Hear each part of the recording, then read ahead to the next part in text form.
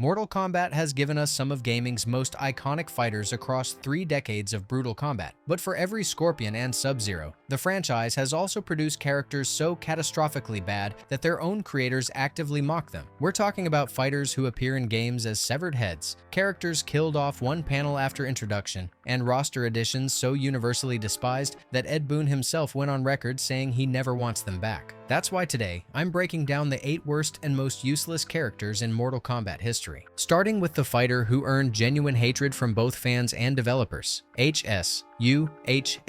Shu Hao isn't just bad, and across every metric that matters, from competitive viability to developer commentary to community consensus, he stands alone as the single most despised character in Mortal Kombat history. He debuted in Mortal Kombat Deadly Alliance in 2002 as a Red Dragon double agent with a cybernetic chest laser, and what fans describe as looking like a Chippendale stripper from Mongolia. His fighting styles were generic, his specials were uninspired. His design was a ripoff of Jarek, who was already a ripoff of Kano. The community immediately branded him a ripoff of a ripoff. His production codename was literally Kublai Khan. Nothing about Shu Hao worked. But then Ed Boon himself tweeted something unprecedented. In 2009, Boon wrote, quote, "I don't hate any MK characters, but I was never a big fan of Shu Hao. Don't expect to see him return anytime soon." That's the series creator publicly declaring one of his own characters unwanted. MK writer John Vogel went further during the Armageddon biocard video, saying on camera, "So Shu Hao is back for Armageddon, much to my dismay." Vogel confirmed that Shu Hao's death in Jax's Deadly Alliance ending was meant to be permanent. The development team wanted him erased. A hidden backwards audio message in MK Deception's Chaos Realm asks, "Will Shu Hao return from the dead?" The answer? Probably not. Game Informer's 10 Things You Don't Know About Ed Boon feature named Shu Hao as Boon's least favorite MK character. When your own creator won't defend you, that's not just failure. That's canonical rejection. Here's where it gets brutal. The franchise has systematically humiliated Shu Hao across multiple games. In the MKX prequel comic Issue 1, he's the very first character to die, killed by Scorpion one panel after appearing. Ed Boon's confirmed favorite character murdering his confirmed least favorite. In Mortal Kombat 11, Aaron Black's default intro shows him tossing a burlap sack containing Shu Hao's severed head onto the ground. Not a cameo, a mutilated corpse used as a prop. The community verdict is absolute. Shu Hao appears on literally every worst MK characters list ever published. Game Revolution ranked him number 1 worst. Watch Mojo number 2. Den of Geek placed him at the very bottom of their complete 73 character franchise ranking. 0 defenders exist. Here's what's worse. A tribute character that shipped incomplete with no finishing move and took 20 hours to unlock. MOKAP. Mocap is a tribute to motion capture actor Carlos Pesina that was added late in Deadly Alliance's development. And that last-minute addition shows in every single aspect of his design because he's literally a man in a motion capture suit, covered in tracking balls with 0 visual identity beyond the joke premise. He shipped incomplete. Because Mocap was added so late, he lacked his own fighting styles and borrowed them from other characters. He had no weapon stance, making him one of the only MKDA fighters with 3 unarmed styles instead of the standard 2+ weapon. His backflip and swan kick were taken directly from Scorpion's moveset. And critically, Mocap has no fatality. He's one of only 6 characters in franchise history to never receive his own finishing move. But then you realize what unlocking him required. Players had to complete Conquest mode with every other character, including Blaze. An enormous grind through hundreds of missions for a payoff that Game Revolution called Mocrap.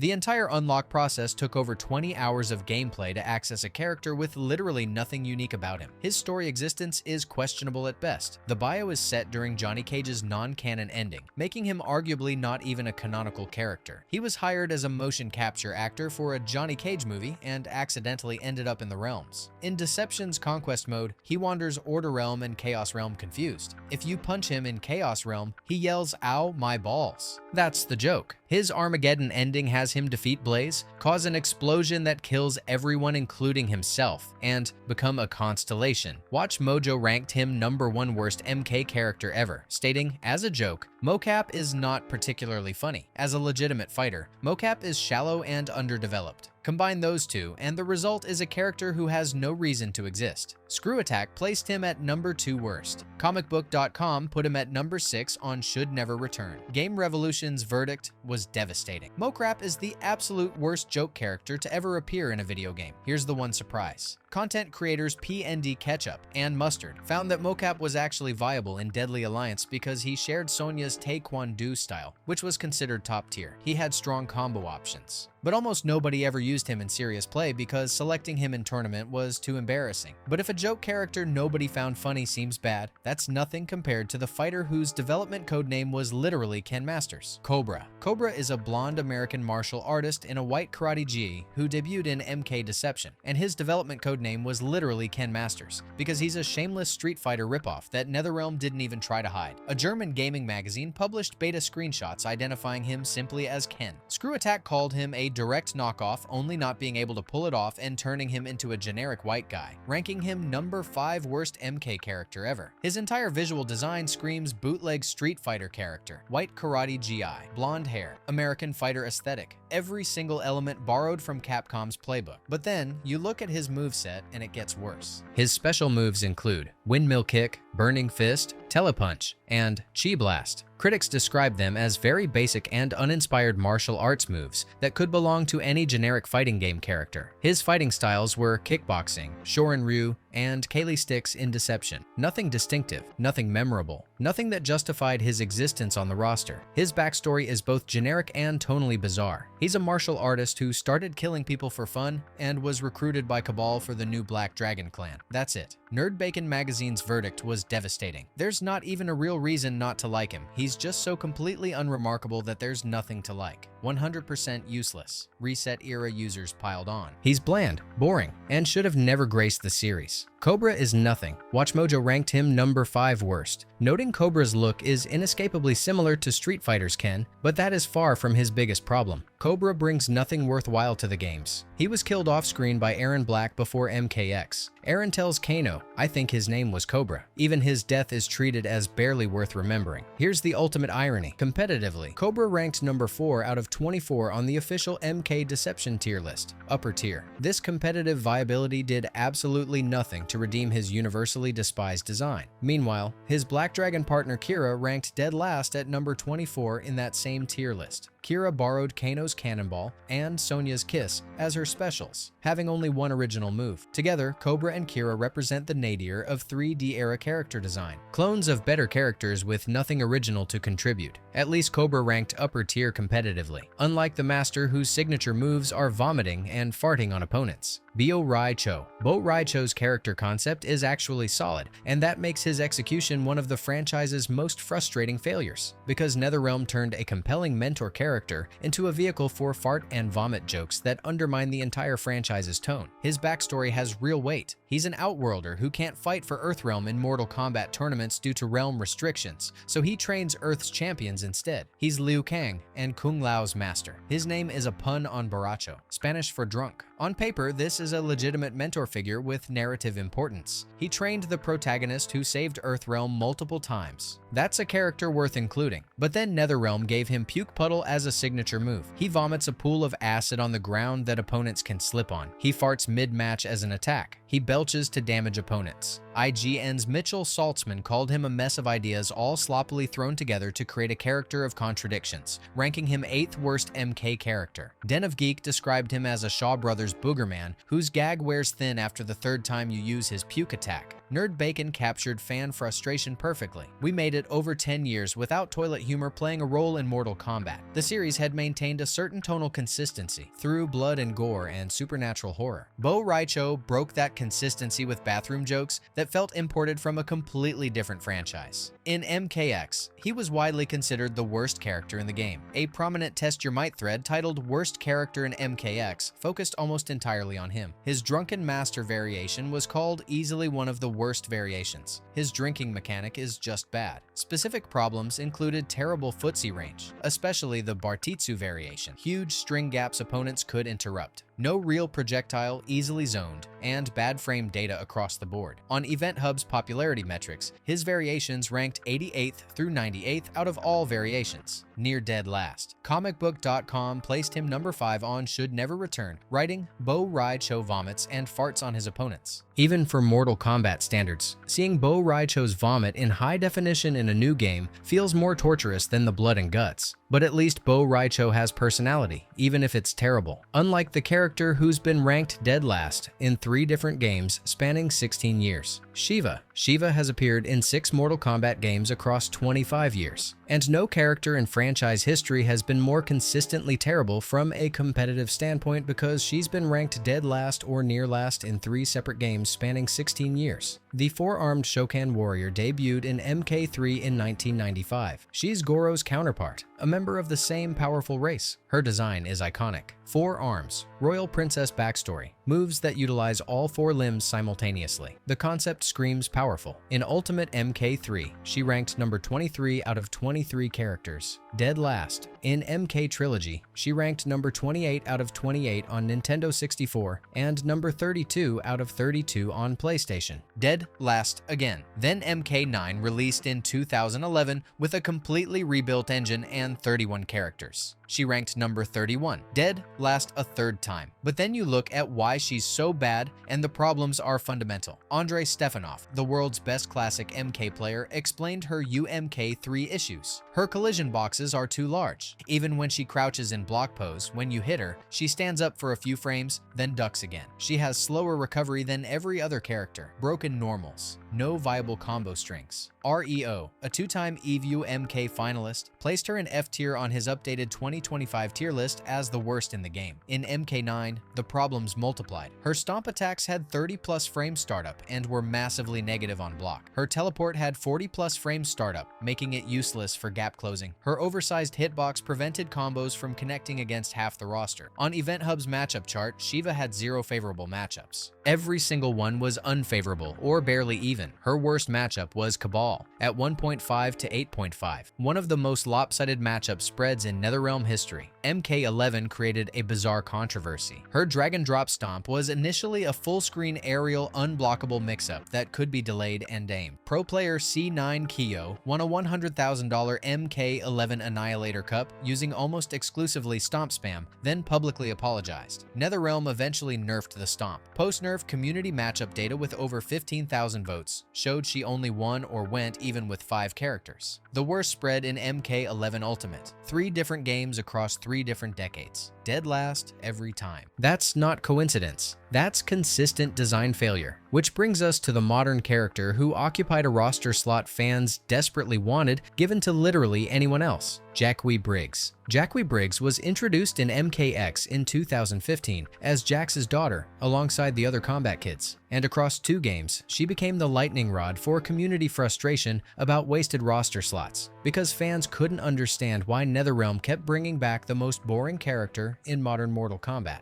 The concept was simple. Jax's daughter joins Special Forces, gets cybernetic gauntlets, fights in tournaments. Her MKX default design was military body armor indistinguishable from other Special Forces characters. Steam community members immediately branded her Chinese bootleg Jax, while Cassie Cage combined Johnny and Sonya's movesets. Takeda had blade whips, and Kung Jin had archery. Jacqui was just Jax, but female. Fans later discovered concept art showing far more interesting designs, Rebel and Secret Agent variants that were scrapped. One commenter noted the unused concepts had 1,000 times more personality. But then Game FAQs hosted a 13-page thread titled "Jacqui Briggs is the worst MK character ever made" on the MK11 board. A 7-page MKX thread asked, "Is Jacqui the worst character in the game?" A 4-page thread called her the most boring character to play as. Steam forum users wrote, "Why is Jacqui Briggs even a character? Waste of a slot. Test your might." Members argued there are still at least a dozen other characters that could have been given the spot that would have been infinitely more exciting. In MKX, she ranked number 25 out of 27 characters on the Yomi Pro tier list. Only Takeda and Goro placed lower. Both MKX and MK11 tethered her story entirely to Jax's Revenant PTSD arc, giving her 0 independent narrative. Here's the ultimate irony. In MK11, Jacqui was S tier, arguably the best character in the game. Ketchup and Mustard's tier list placed her upgraded variation at the absolute top. She was one of the most played characters at EVO 2019. This created uniquely frustrating dynamics. The character most fans wanted removed from the roster was also one of the strongest competitively, meaning competitive players felt forced to learn a character the community considered boring, while fan favorites like Ermac, Reptile, and Rain sat on the bench. Then there's the entire group of 3D era fighters so bland they can't even generate hatred. Darius, Dairo, Kira, and Mavado. If Xu Hao and Mocap are the 3D era's most hated characters, this group represents something arguably worse. And across forums, wikis, and community discussions, these four fighters share a unique distinction. Because they're so bland, they can't even generate hatred. They generate nothing. Den of Geek summarized Dairo perfectly. Chances are your response to this is less "how dare you rank Dairo so low" and more "wait, who the hell is Dairo again?" A TRMK forum user coined the community's favorite nickname. Dairo, or Diarrhea as I call him, is 100% made. That's the level of contempt these characters inspire. Darius was confirmed by Ed Boon as the last character made for Deception. That explains everything about his rushed, underdeveloped feel. His design was described as a knockoff of Marvel's Blade. Screw Attack called him a direct knockoff of Blade, only not being able to pull it off and turning him into a generic black guy, ranking him number 6 worst MK character. His alternate costume was based on blaxploitation actor Jim Kelly. His fighting styles were Shinto Ryu, Goju Ryu, and Leopard, described as 3 of the most boring styles in the game. A community member on TRMK wrote, "He looks like he's from a fake video game meant to be a plot point of a movie." In Deception's story, he did nothing except hire Dairo to do his dirty work. But then you examine Dairu's moveset and realize his entire kit was recycled. His 3 fighting stances were borrowed wholesale. Wing Chun from Mavado in MKDA, Eskrima from Quan Chi in MKDA, his Autumn Dao weapon from Kung Lao in MKDA. 0 original animations. His concept art in Deadly Alliance's Crypt showed a far more interesting design that was never realized, making his Deception appearance what fans called a gigantic disappointment. His one notable feature was the Tombstone Drop Special, an unblockable full-screen ground-hitting move that Ed Boon himself called one of the most powerful moves in Deception. He ranked number 3 competitively purely because of this one cheap move. Remove that single broken attack, and he had nothing. In MK1 2023, NetherRealm merged Dairu's identity into Havoc's real name, effectively erasing the original character from existence. Kira borrowed Kano's Cannonball and Sonya's Kiss as her specials, with only one original move called Nightshade. She ranked dead last, number 24 out of 24, in Deception's competitive tier list. Her character bio described her design philosophy as she had to be sexy, tough, and wear a lot of leather. That's it. That's the creative vision. Her Armageddon ending has Cobra betray and kill her immediately after she resurrects him. Even the narrative treated her as disposable. Mavado was despised primarily for replacing Cabal and allegedly killing him. He used bizarre bungee cord hooks as weapons that the community found laughable rather than cool. Multiple sources describe him as having no personality whatsoever. Just a bland assassin with no distinguishing characteristics beyond the gimmick weapons. The broader community verdict on the 3D era is damning. Reset Era wrote, "MK had an incredibly bad streak of absolutely terrible character design for literally a decade. Barely any of the characters introduced between Trilogy and 9 are salvageable. These 4 represent the bottom of that barrel, not hated, just forgotten." Speaking of wasted potential, there's the iconic villain who was sold as premium DLC and spent 3 years at bottom tier, Shao Kahn. Shao Kahn is one of the most iconic villains in fighting game history, and when NetherRealm sold him as a pre-order incentive for Mortal Kombat 11, players expected a powerful fighter who reflected his boss character legacy, but what they got was 3 years of bottom-tier humiliation. He's the conqueror of realms. The Emperor of Outworld, who murdered the great Kung Lao, merged Edenia with Outworld, and served as the unbeatable final boss in multiple games. When MK11 announced him as playable through pre-order or paid DLC, the hype was massive. Players imagined dominating with the hammer-wielding tyrant who'd terrorized them for decades. The character fantasy was clear. Play as the unstoppable villain who broke Liu Kang's back and conquered entire dimensions. But then, Sonic Fox's very first MK11 tier list in May 2019 placed Shao Kahn at the bottom. He stayed there through every subsequent tier list from every major pro. Forever King, Tweety, Ninja Killa, Sonic, every top player agreed. Shao Kahn was bottom 5. Despite receiving buffs in every single major balance patch, he could never escape. The patch history reads like a desperate rescue attempt. Health buffed from 1000 to 1500 to 1100 across patches. Ridicule taunt recovery improved by 36 frames. Hammer lunge recovery reduced by 10 frames. Spear charge startup reduced from 24 to 19 frames. Multiple string startup improvements. None of it was enough. The core design problem was unfixable through number tweaks. A huge majority of Shao Kahn's strings hit high and whiff on crouch blocking opponents, devastating in a game where crouching